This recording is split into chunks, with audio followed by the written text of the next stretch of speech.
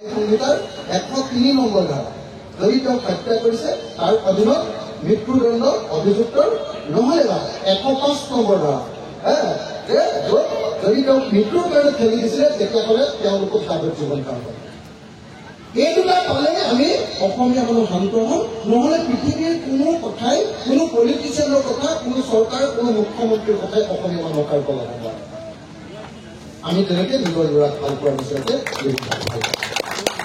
সেইকাৰণে মই আজিৰ দিনটোত সকলোকে অনুৰোধ কৰিছো আমি আহক সকলোৱে সকলোকে মই থিয় হ'বলৈ অনুৰোধ কৰিছো। তাত থকা খিনিক সকলোকে থিয় হৈ এবাৰ জয় জুবিন দা দি আমাৰ এই কাৰ্যসূচীৰ সামৰণি মাৰিব খুজিছো আৰু বৃক্ষৰোপণ কাৰ্যসূচীলৈ যাব খুজিছো। মই সকলোকে এবাৰ থিয় হ'বৰ কাৰণে বিনম্ৰভাৱে অনুৰোধ জনাইছো। জয় জুবিন দা, জয় জুবিন দা, জয় জুবিন দা, জুবিন দা অমৰ হওক, জুবিন দা অমৰ হওক, জুবিন দাই ন্যায় পাব লাগিবই, জুবিন দাই ন্যায় পাব লাগিবই, জুবিন দাই ন্যায় পাব লাগিবই। ধন্যবাদ, সকলো ৰাইজকে ধন্যবাদ জনাইছো।